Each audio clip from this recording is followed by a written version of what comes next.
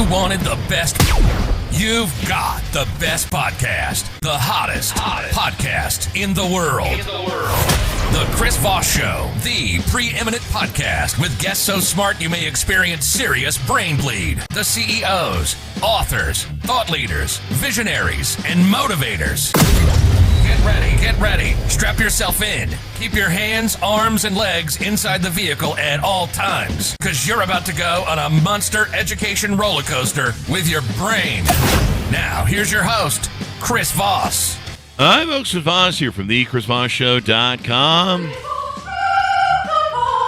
Well, there you go, ladies and gentlemen. There, ladies thinks that makes it official. Welcome to the big show. For 16 years and over 2,000 episodes, we are bringing you the Chris Voss Show. And this is August, right? Yeah, sometime this August. I think it's on the 19th. We turned 16. Can you believe we've been doing this for 16 years? We need to find something better to do with our time, evidently. But as always, we have the most amazing guests on the Chris Voss Show. Remember, the Chris Voss Show is a family that loves you, but doesn't judge you, at least not as harshly as your mother-in-law. Tell your mother-in-law, Doe, to get on the stick and go to goodreads.com/Chris Voss, linkedin.com/Chris Voss. Chris Voss, one of the TikTok and all those crazy places on the internet. Remember, the Chris Voss Show family loves you, but we don't loan you money. Please stop asking. Today we have an amazing young man on the show. We're going to be talking to him about his VC firm and some of the work that he's done in Silicon Valley. That's going to be an interesting conversation about venture capital, investing, entrepreneurship in emerging markets. Probably we'll throw some AI in there a little bit, cryptocurrency and blockchain. There's a little bit of everything for everyone, as it were. It's a buffet where it's going to be a Silicon Valley VC buffet of information. There you go. I don't know why I'm putting my poor guest up to this. He's like, what the hell? I didn't sign up for a buffet. Anyway, we have William Quigley on this show. He's a veteran VC and serial entrepreneur, and he has a remarkable entrepreneur journey and is deeply rooted in the tech and innovation industry. He was the first institutional investor in PayPal and has over 25 years experience as a tech-focused VC. He founded Tether, the world's first fiat-backed stablecoin and the most traded cryptocurrency to date. Additionally, he founded one of the active blockchains globally, Wax, which has over 10 million users and 20 million daily transactions. His experience as a VC is equally impressive. He founded Clearstone Venture Partners, a $700 million early-stage focused VC firm, and was managing director at Idea Lab and Capital Partners. He was the world's first, or Capital Partners actually was the world's first. I have a camera in front of this, so I'm trying to fight around it. The world's first consumer internet venture capital firm. At Idea Lab, he was an early investor in leading Web 1.0 era companies, PayPal, NetZero, MP3.com, and GoTo.com, the first company to rank search results based on competitive bidding process. Welcome to the show, William. How are you? Good, thank you.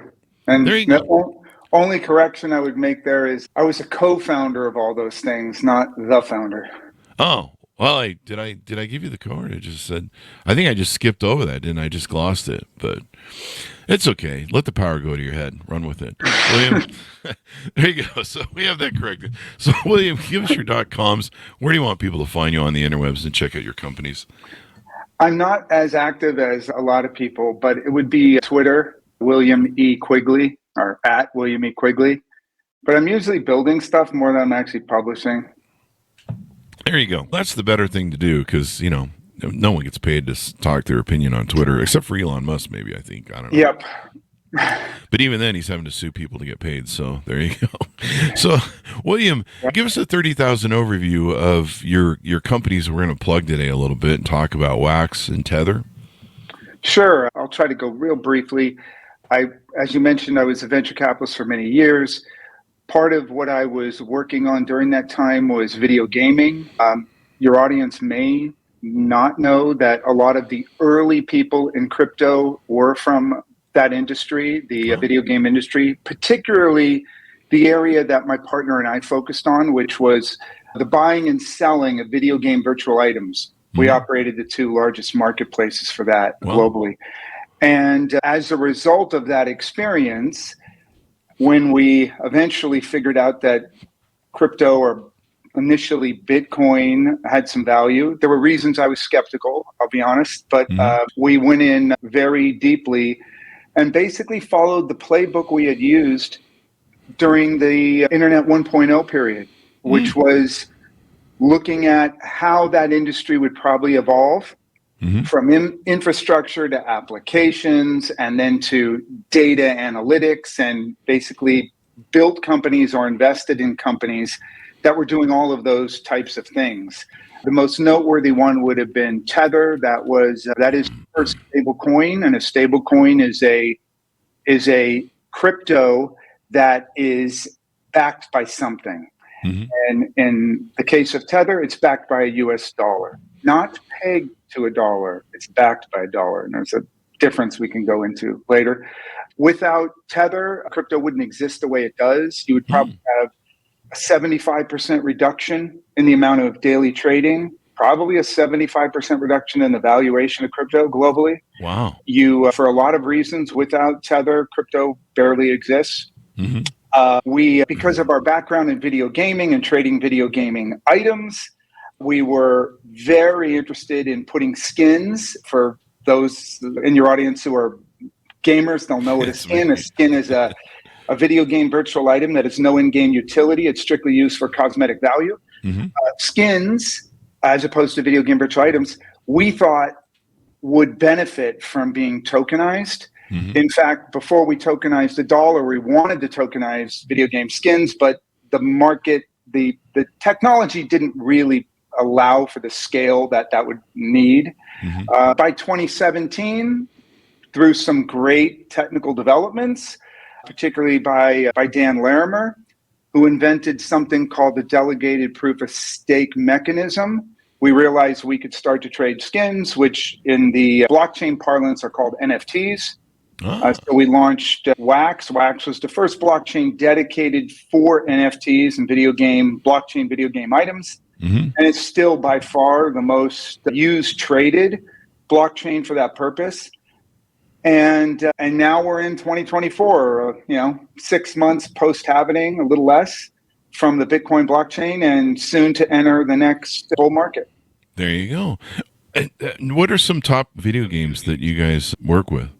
The most traded, we only care about video games where the virtual items are tradable and traded, which is a very small segment of global video games. Most video game companies don't like their players to be able to trade, which I think is kind of BS. Kind of lame. That's how it is. I would agree. So the most popular, the dominant game would be Valve's CSGO, Counter-Strike Global Offensive.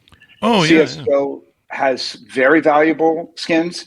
At different times when I've told people not in that industry what they trade for, and this is before people got hung up on NFTs and what they went for. But you could have a Dragon Lore skin, a type of rifle in CSGO that would go for $30,000 US. So a lot for $30,000 US. Wow. For a skin that you got for $2.50 when you were playing the game, and you opened up a crate and it popped out. CSGO, the developers have done an extremely good job of monitoring and managing the proliferation of skins so that they keep stable. They are not the Venezuela of skins. They manage the production of them such that they all hold their value, which is great.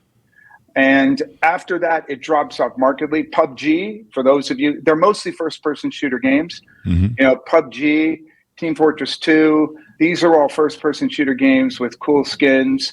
Things like any of the very popular massive multiplayer online games like a Fortnite, the management of those companies really prohibit the trading.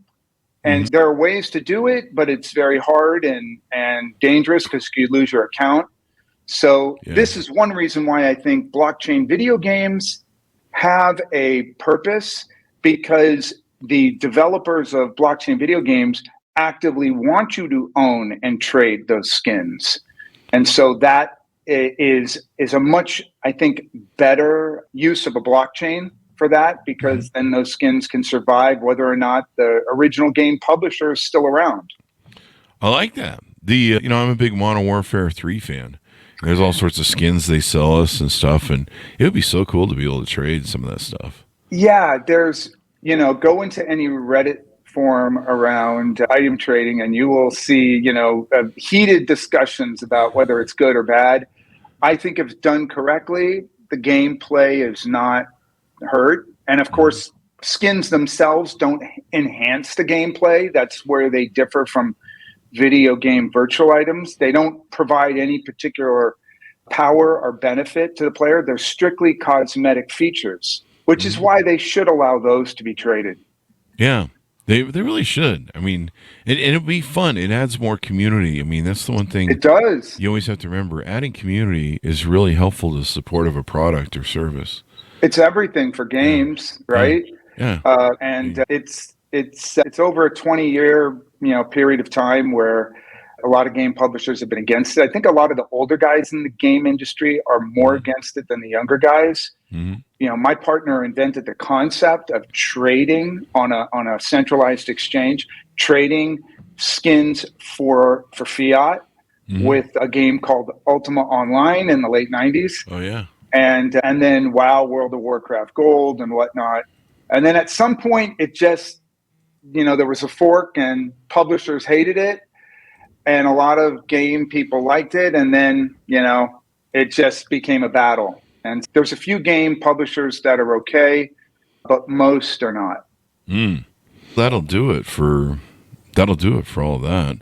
I wish more of them would adopt that. What happened to NFTs? It seems maybe NFTs didn't work out. What's the story on that? You could spend obviously a lot of time on the NFT concept. What I'll say is this: NFTs are a technical capability, right? The Bored Apes or any of the other more popular NFTs you saw, that's an application. Think of the NFT as an iPhone, and the Bored Apes is like an app, right? Okay. So if you're kind of bored or done with your app, you don't use Angry Birds game anymore, you wouldn't throw away the iPhone, right? Oh, okay. So an NFT, I'll define it this way to your listeners. And this is why they're so extraordinary and will be around for a long, long time. Don't think of an NFT as a video clip, a music clip, a pretty picture. That's just one use of an NFT. So an NFT is, for those entrepreneurs out there thinking of building stuff, it is a way for me to send something to you electronically where without any effort, without any cost, and in near real time, that what I sent to you is genuine. And I can even be anonymous and send this thing to you. And instantly, at no cost, with no effort, that it's genuine. There is nothing else in the universe that has that property. Nothing else. If I give you a bar of gold, first, I can't do that electronically. But if I give you a bar of gold, you would have no idea if that's a bar of gold. And you would have to go to your neighborhood assay office, who may be in on the con, and they will tell you in a week, yes, it's gold or not. Obviously, any kind of paper currency, forget about it. How about if I give you a copy of my passport or whatever? Of course, North Korea exists. All of that stuff is a lot of it is fraudulent. In fact, there are many, many people in the world, millions of people in the world, whose sole job is to determine whether an official document is authentic. And if you could put a lot of those types of things on a blockchain, you would never have to do that, which is what makes it really remarkable. So you could be trading things electronically around the world with no effort, no cost, and always know instantly that what you got is the genuine thing. That's the properties of an NFT, right? Now, one version of that was, I'm going to make a pretty picture, and it's the original pretty picture, and it's not a fake. Okay, and so when the consumer mass market found out about these things in 2021, they went crazy because people like to collect stuff, and of course, also because there was this promise they were going to go up in value. Oh yeah. Net, I think it was still good that the NFT phenomenon happened, because it introduced people to, blockchains aren't scary. They actually are pretty fun. But they've kind of, those collectible objects really got overinflated. A lot of scammers just trying to tell you that their collectible thing was going to be worth something. I'm glad that came and went. Okay. And the trading volume's down 95%, but it still exists. And what you will see, I suspect, in the next 10 years is companies and countries putting passports, driver's licenses, birth certificates, real estate records, employment histories, college diplomas. They'll put those on NFTs so that anyone getting it knows it's the real thing. Okay. That makes sense. I mean, imagine there was just a lot of hysterical. I mean, we had so many people on the show that were doing startups for different NFT variations and projects and add-ons or whatever the case may be. And so it was kind of interesting, all the stuff we had going on there.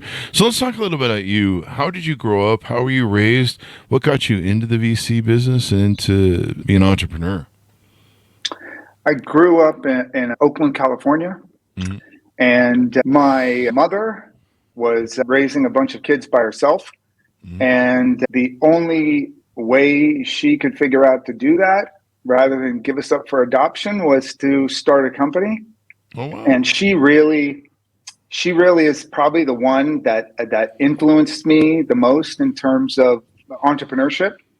Because this is a woman who, basically an immigrant, not terribly educated, came to America when she was 14 and by herself, and figured out a way to make a living. And she emphasized to all of the boys how amazing America was, that, in most countries, you don't start companies and get people to loan you money and get people to help you very easily. And then America, it's, you want to do something that people might like? Sure. How can we help?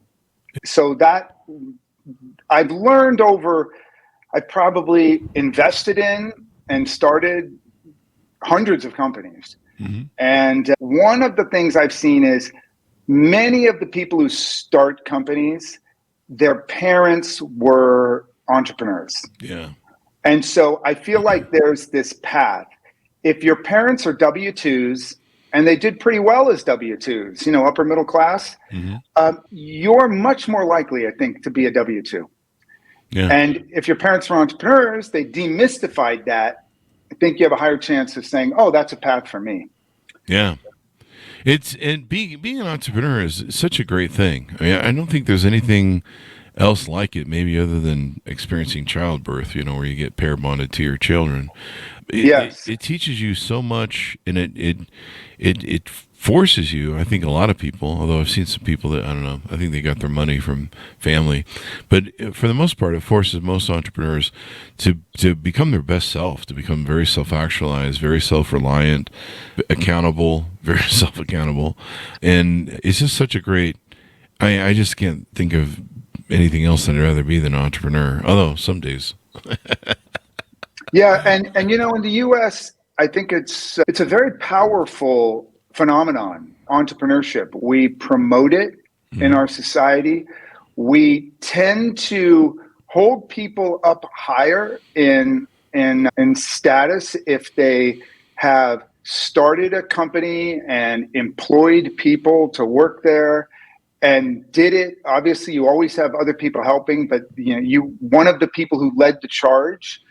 And been all over the world. I've spent time all over the world, and there's no other place like America for being able to start a business, and then the business maybe fizzles out, doesn't do too well, and really no stigma attached to that.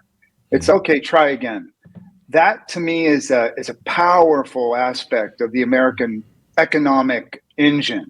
Mm-hmm. And another topic you could spend a lot of time on is how post-globalization, the U.S. is going to be a major beneficiary, probably the largest beneficiary.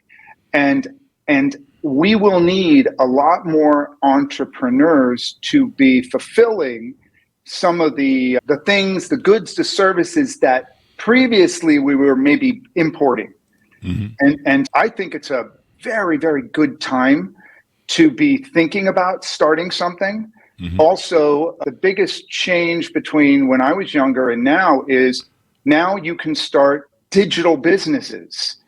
Yeah. And the economics of digital businesses is massively better than traditional analog companies, where you have it's a lot harder to scale a traditional kind of brick and mortar business than it is a digital business. And so the internet has opened up a lot more opportunity for people to start companies with a much smaller amount of capital at the beginning, mm-hmm. and still scale it up to be addressing a global market. Yeah. There's a lot that can be done there. What is some of your advice that you would give people that are entrepreneurs that are interested in getting into cryptocurrency and blockchain? Is the space already too full? Is there space for innovation? What would you say? Let me say this first. In 1995, when we were starting our first consumer internet venture capital firm, mm-hmm. there were 2,400 or so websites globally at the time, mm-hmm. something like that. And when I went around to investors, and no one even knew what venture capital was back then. It just wasn't, the general public had never heard of it. But you would go to these people called limited partners, who are people who would give you money. Mm-hmm. And there were very few new firms, right? It was a very closed industry. But the most common thing we heard was, but there's already 2,000 websites. What could we possibly need another website for? Oh, geez, wow, the days. And I tried to, because it was the most common question. So I tried to come up with good answers. And, one of them was, hey, how many food places do you need? Like, why do we need a submarine sandwich shop when, why doesn't Pizza Hut just sell Subway sandwiches? Why doesn't your McDonald's sell Indian food or whatever? And it's mm-hmm. because people like variety, people specialize in different types of things, people have different skills in what they do, which seems so obvious to me, but it was not obvious. I would sometimes say, why don't we just have one store in the US called clothes? And you just go to the clothes store. Why do we need thousands of different clothes stores? That's just because in a complex economy, you serve very niche markets. Mm-hmm. You become very good at one particular thing. You make really good, skis, whatever. Mm-hmm. So that was the most common thing I would hear. At the end of Web 1.0, which roughly ended, let's say, in the year 2000, once again, the prognosticator said, we're done. There's no more websites that need to be built, blah, blah, blah. I used to say to people in the 90s, I think there will ultimately be over 1 million websites. Now, what I should have said, which is what I'll say about blockchain, I should have said there will be more websites than there are human beings. Wow. And I would say the same about blockchains. There will be more blockchains, I'm certain of that, than there are human beings. Mm-hmm. And there are many, many reasons why many chains should exist. And so what I would say to any entrepreneur is this, and I do say this when I talk to entrepreneurs who are thinking about doing something in blockchain. Please don't attempt to do anything until you have a good understanding of what that is. What is a blockchain? And that's more than just reading it in a book. I was building blockchains for over 3 years before I knew what they were. Oh. Before I really sat down and synthesized, what exactly is this thing? Mm-hmm. It's like a database, but it does more than a database. What is it? So I would say build a chain, build an intelligent layer on that chain, or build an application, what we call a smart contract, build wallets or maybe marketplaces that interact with that chain, build a blockchain bridge that connects chains from one to another. And because blockchain is open source, you go into a GitHub repository, a lot of the code is already there. Yeah. That's part of what makes a blockchain, a public blockchain, what it is. The code can be inspected and therefore seen and taken by anybody. Why? Because we want to find vulnerabilities so everybody can see it and then offer up patches if there's a vulnerability. So I would say first that go build a chain. Go work with chains. That's another thing. Build an app on different chains and see how those chains work. And what's going to happen is you're going to develop, hopefully, what is the rarest element in the universe, which is insight. Insight is so precious. And all the great companies come from somebody having insight. And my bias is I believe insight doesn't come magically. I think insight comes from being deeply immersed in something and then realizing maybe there's something missing, or, wow, maybe the way people are doing it could be improved by some twist. It's hard, and I think this happened in 2021 with all of the NFT nonsense, and it happened in 2017 with the ICO boom, which is people rushed in half-cocked, not really understanding what they were doing, but having no problem raising money. And when you can raise money quickly, a lot of people will cut corners and say, I'll figure it out as I go along, which is not usually a good strategy. I saw a lot of that. Yeah. Yeah. I saw a lot of that. Let's see, what else do we have up here on deck? Now, you talk some about the Web 4 infrastructure and the need for massive investment in Web 4. I thought we were still trying to get to Web 2 or 3, or what web are we on? Yeah, I truly hate those labels, I have to say. Yeah. Just so for your audience, Web 1 and Web 2 made sense to me. Web 1 was just first round of the internet. Web 2 was integrating the social graph and therefore allowing businesses to scale really fast. Web 3 is a dumb label because blockchain has nothing to do with the internet. It uses the internet, but it is much smaller than the internet. It's less important than the internet. There is no internet to be built on a blockchain. A blockchain is the worst possible way to do almost everything. But there are caveats there, and the caveats are amazing. There's a few things for which blockchains have no equal. But Web3 was a term invented by venture capitalists who were prohibited from investing in crypto. So they decided to call it Web3 so they could go to their limited partners and say, hey, we did Web 1, we did Web 2. You really don't want us to do Web 3? And a limited partner said, oh, no, please do Web 3. So that's how we got Web 3. But we got it, so it is what it is. My comment about that is Web 3 was basically a lot of people putting NFTs and video games on a blockchain, not really at scale. But in order to remember there was this stuff called metaverse. Facebook talked about it. Blockchain people talked about it. Oh yeah. There's a role for blockchain in the metaverse, mainly in allowing people to pay things electronically, but it wasn't going to be run on a blockchain.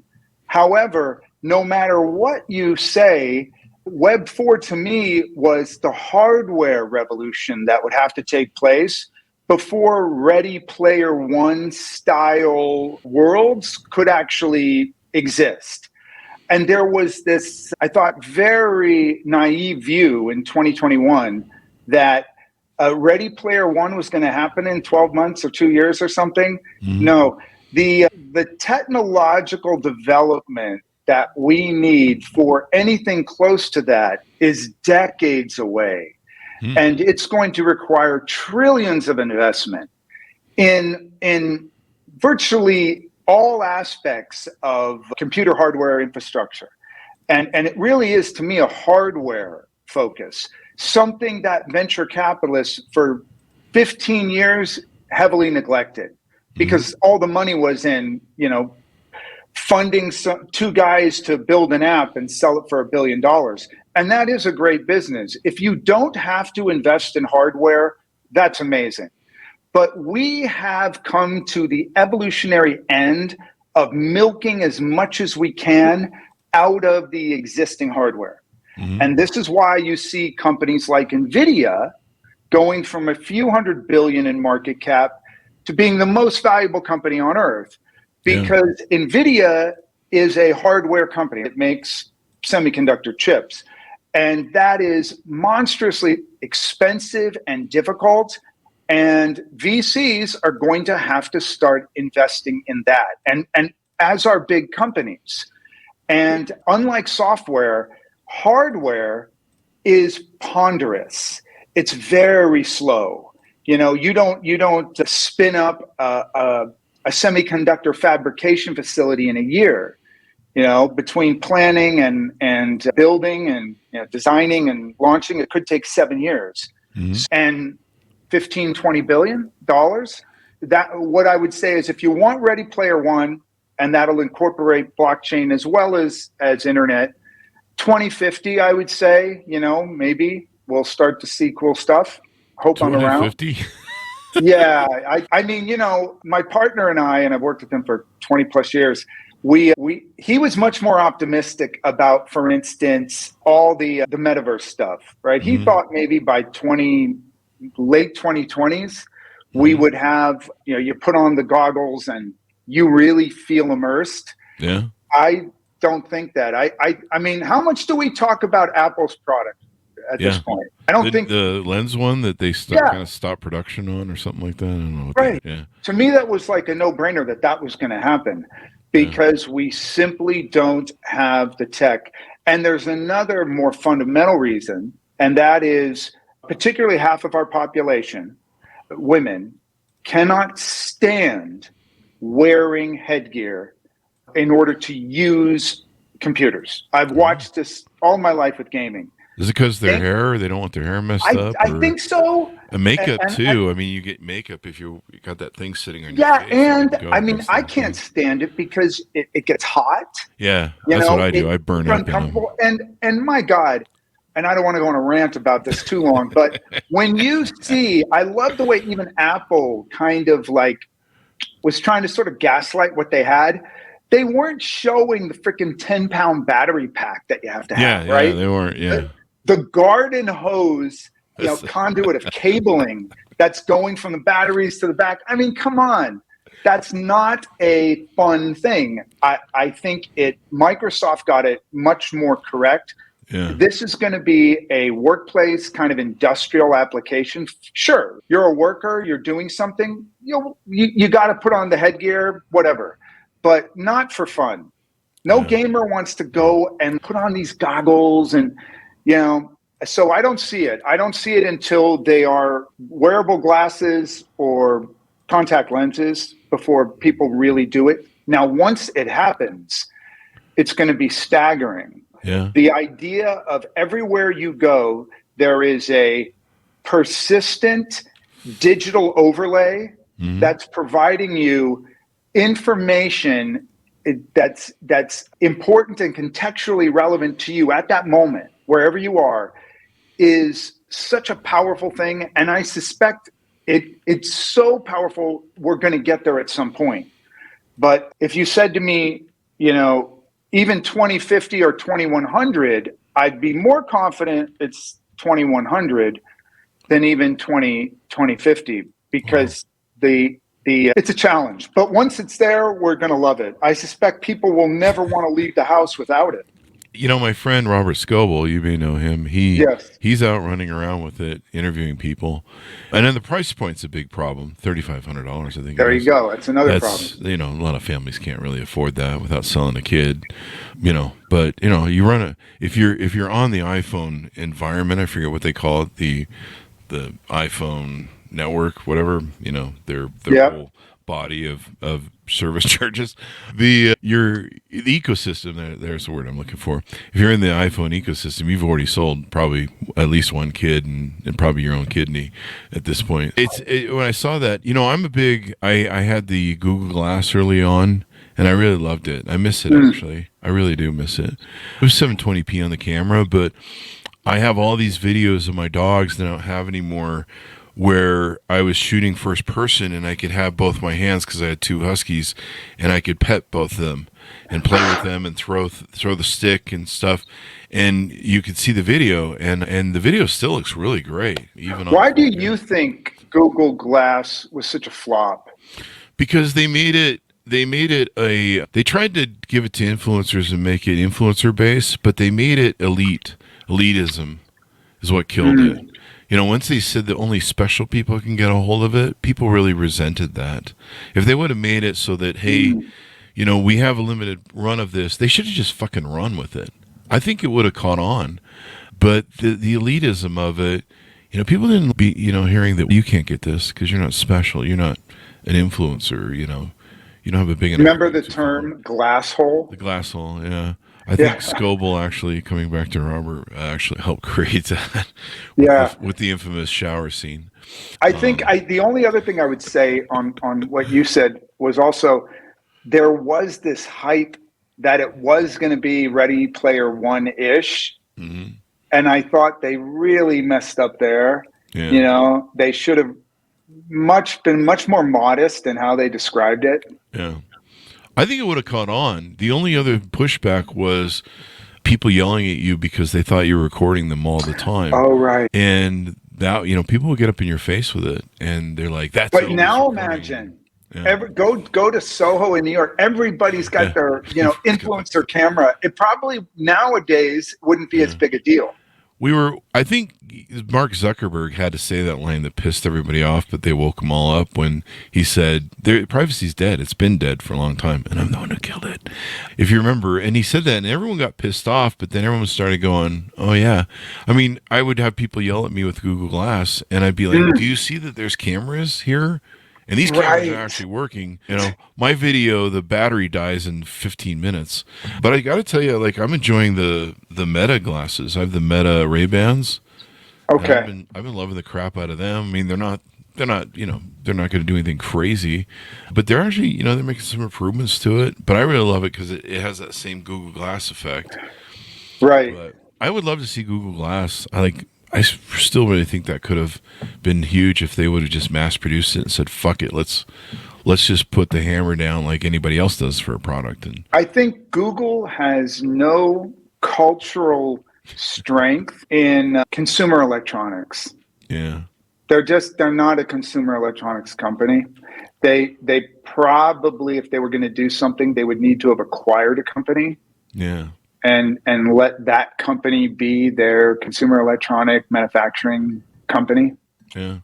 Because you think about it, I was able to see messages, notifications on my screen, so I could read messages. I could read my email on the screen. We don't have anything like that nowadays. Well, maybe the new Google Glass thing or the Apple iPhone, whatever the hell deal that is. But for $3,500, no. Yeah, it's not something you're going to go outside with, Yeah. Definitely not that. I mean, yeah. But unless you want women to resent you. Yeah. When that happens, as I said, I think it's decades away. But when it happens, I think it will be, just extraordinary to have all of these filters. Whatever.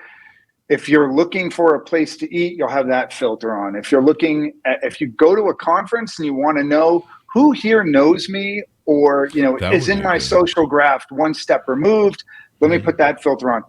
Digitally enhancing life will be super valuable, when it can be done in a way that's convenient for people, which is, as you mentioned, one issue, battery life, huge issue, not an easy problem to solve. Talk to Elon Musk or anyone else who's working on battery technology. It's very hard.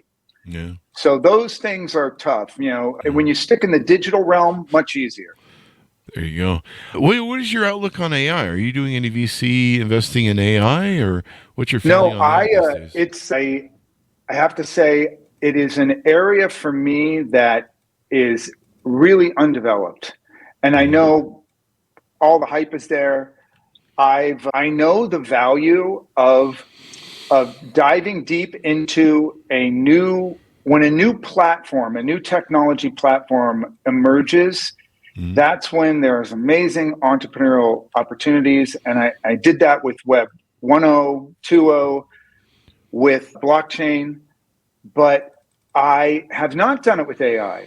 And part of it might be because, all investors have scar tissue. I have, I'm guilty of that, or I have that as well. I have in my mind from the 80s to the 90s to the early 2000s, late 2000s, all of the effort to do something transformative with what we call AI, which itself is such a squishy, hard to define thing. Much of what we do today would probably have constituted AI 10 years ago. But my lens where I look through when I'm trying to decide if I'm going to jump in is based on novel business models or some other capability I think I can do to offer a new product or a service. And I think there's some obvious ones which are being addressed pretty well. And beyond that, I don't have a deep opinion. As a result, it's probably the biggest area of investment globally for which I am not deeply committed. And frankly, blockchain's got me occupied enough anyway.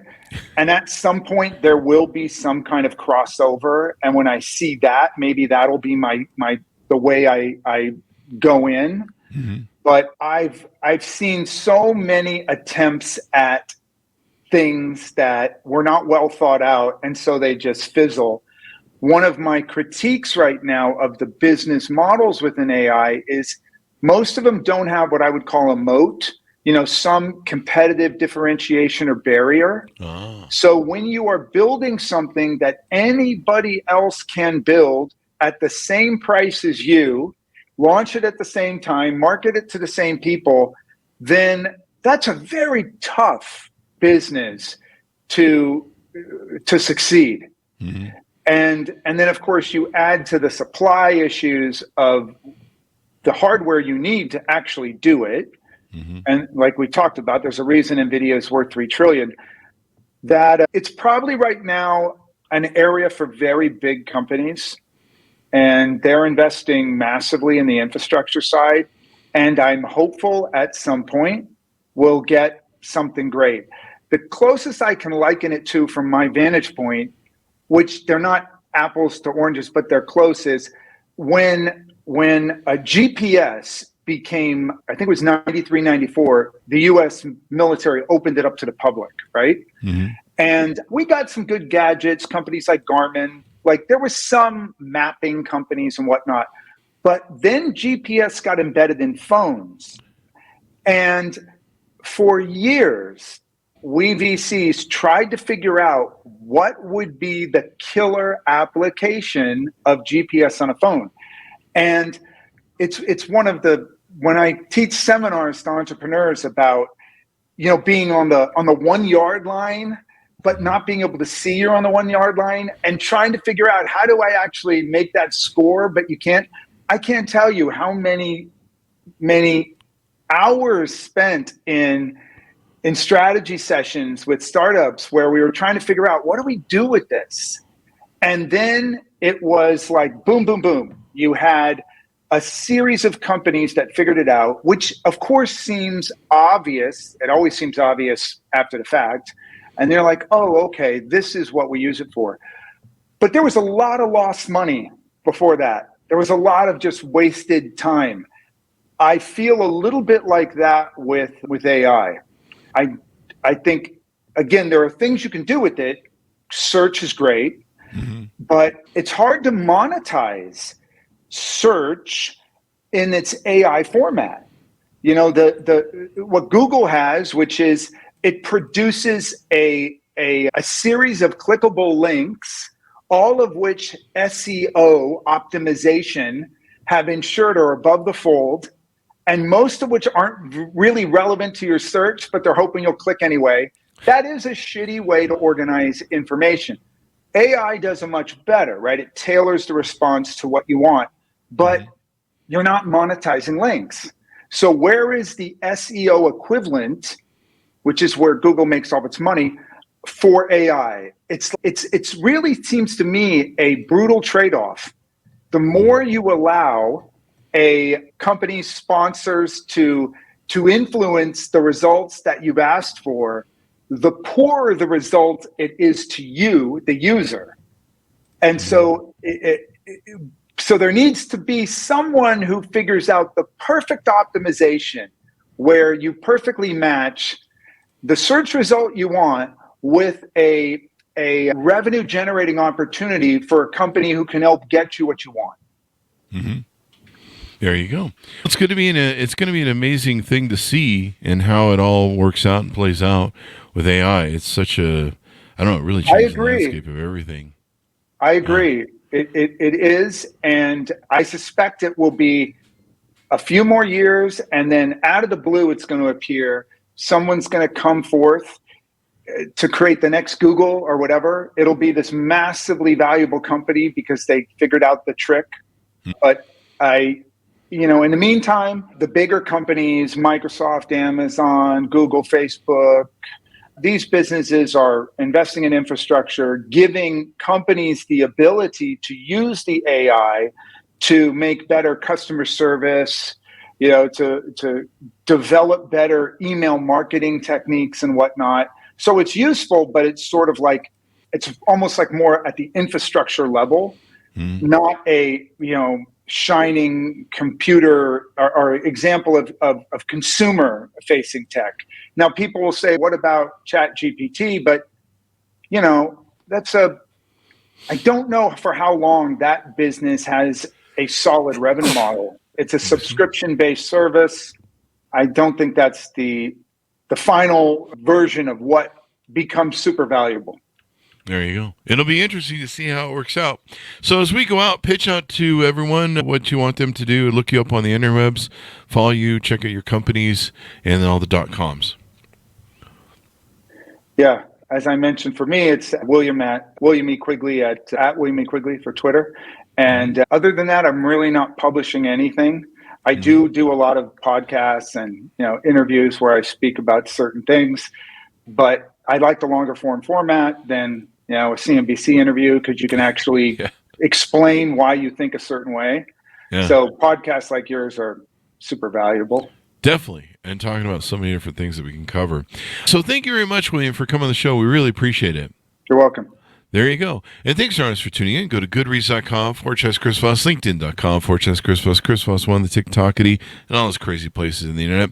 Be good to each other. Stay safe. We'll see you next time. And that should have us out, William.